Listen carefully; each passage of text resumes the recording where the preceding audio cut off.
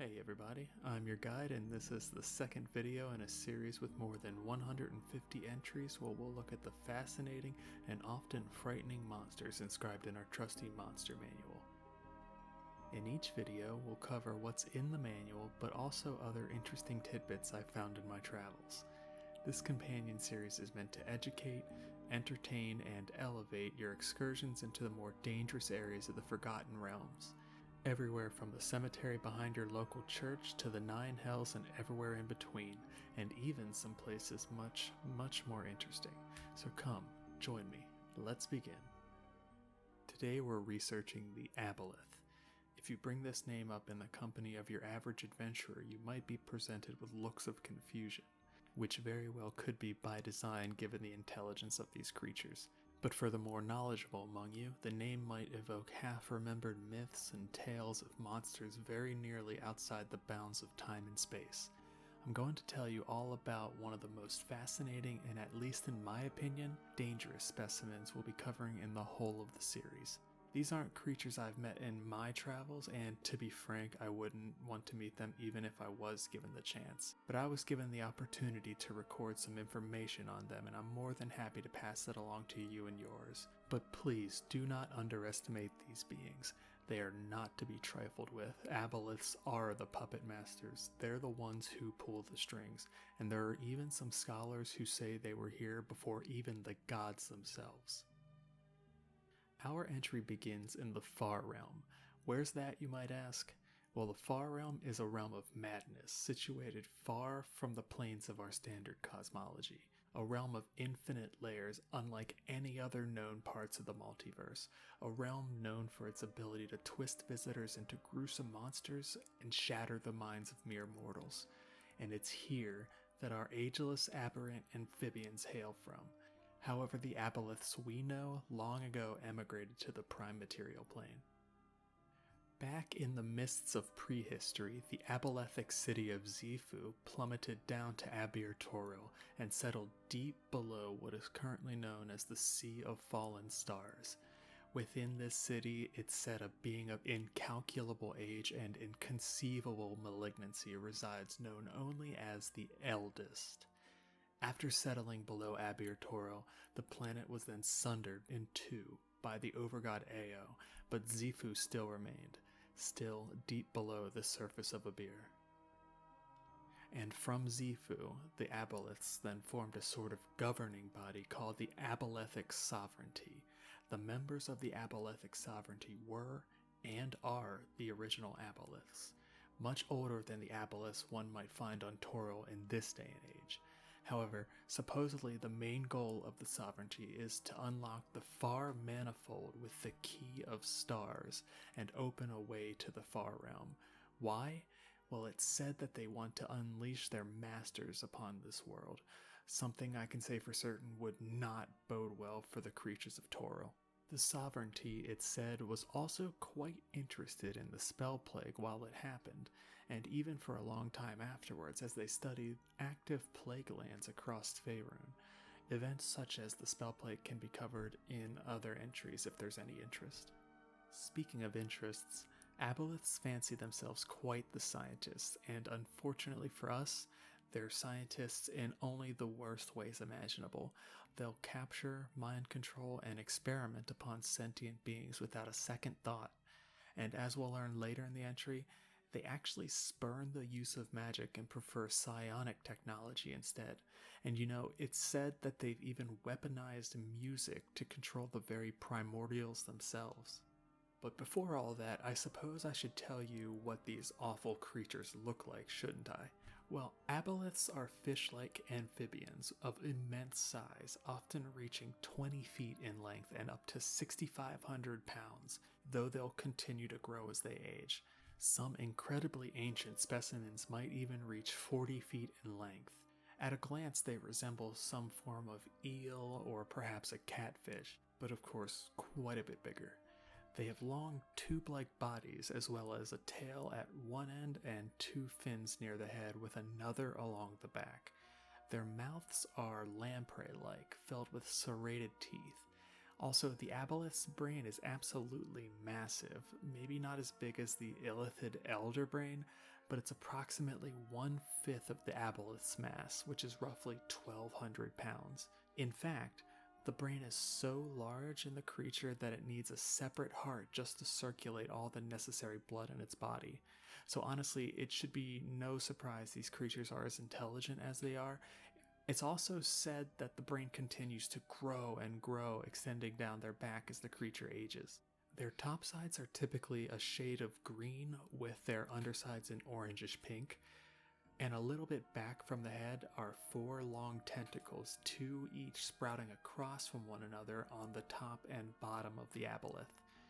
And above the so-called nose are 3 eyes, each set atop one another.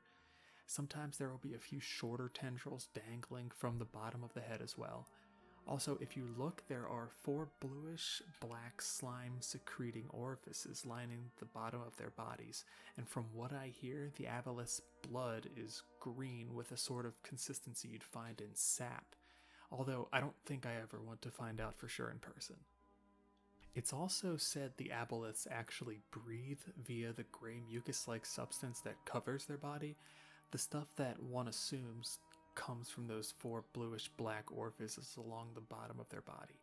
I've also heard that if you can rob the aboleth of the ability to secrete this substance, they'll actually suffocate in water or land alike, so maybe keep that in mind. Because aboleths do not die of old age, they'll just continue to live on and on indefinitely, barring any violence, of course. However, if an aboleth's body is destroyed, its spirit will return to the elemental plane of water, where a new body coalesces for it over the course of days or months. Alright, on to some of the abilities these aberrations have. As mentioned before, aboleths have actually shunned the use of magic in their culture, so they much prefer psionic-related abilities. Aboleths are unsurprisingly incredibly powerful scions in the same vein as the illithids, or mind flayers as they're commonly called. However, for me, there's something else they can do that sounds much, much worse. So as mentioned before, aboleths have the ability to secrete a viscous gray fluid which they supposedly breathe through. However, what happens if an unfortunate creature gets caught in this substance? Well, it's said that if an air-breathing creature comes into contact with it, their skin actually transforms into a sort of membrane that allows them to breathe underwater but will disallow them from breathing oxygen. And even more horrifying, this creature's consciousness is then changed into that of a mindless servant. However, typically only the most powerful aboleths can enslave creatures permanently. This here is how aboleths can gather slaves for their twisted experiments. For me, this is the really unnerving aspect of the aboleths. The fact that just about any sentient creature could be under their control and we wouldn't have the slightest idea. In many ways, those who are controlled by the aboleths will actually outwardly appear like any regular person. Their day-to-day will be nearly the same as it was before, but at night they could be relaying information to their master and helping plot the downfall of those around them. It truly could be anyone, from the friend you knew growing up to the mayor of the city you live in. I could even be their pawn and you wouldn't have any clue. I assure you I'm not, however. Moving on. I want to go into a rather fascinating ability that all aboleths have. Every aboleth has what's called a racial memory, meaning each individual specimen inherits the memories of its ancestors. This is quite intriguing because with this ability, an aboleth has a form of near immortality where their thoughts and experiences will live on forever, even if their physical body is destroyed. Furthermore, aboleths will actually assimilate the memories of the creatures they consume.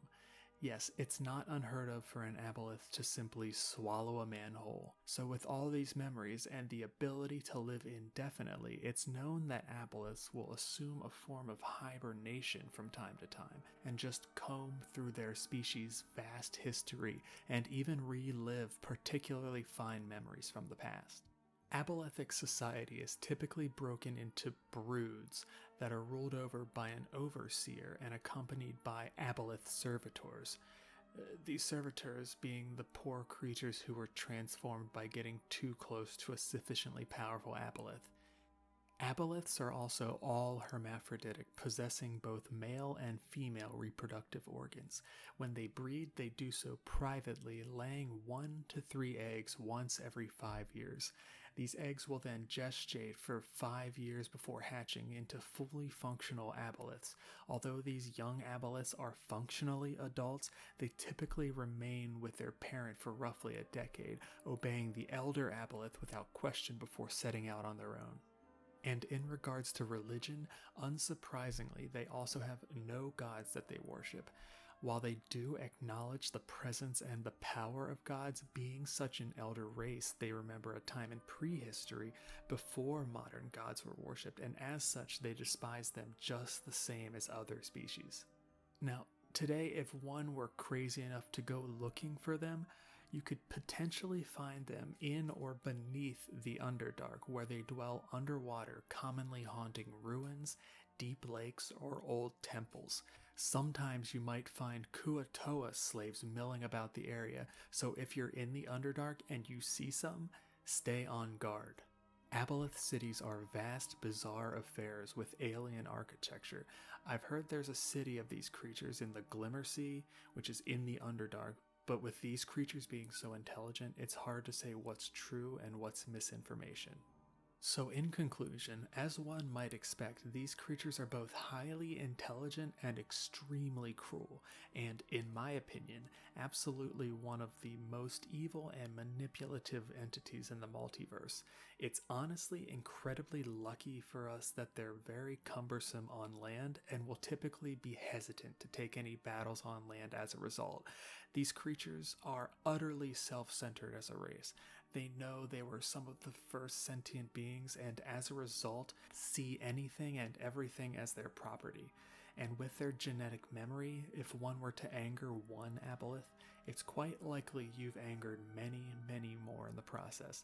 They're intelligent and they know they're intelligent. As a race, they've got endless hatred for newer species or quote upstart races, but a particular loathing for land-dwelling creatures.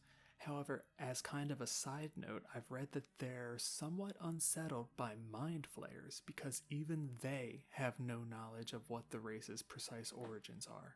So as your guide to the realms, honestly, I'd highly recommend you avoid these monsters and be very concerned if they take an interest in you. Okay everyone, that about covers the Aboleth. This entry is one of those where I could actually go on and on about it, but I think with this, you'll be much more well equipped to deal with them if you're unlucky enough to cross their path. If you turn the page in your monster manual, you'll see the next creature is the Angel, so quite a bit different than today's entry. This next one might be even longer than this one because it's a bit broader of a topic and might have to be broken up into parts, but we'll see what happens. Anyways, subscribe if that sounds interesting. I'll see you in the next installment. This is your guide signing out. Be safe, take care, and happy trails.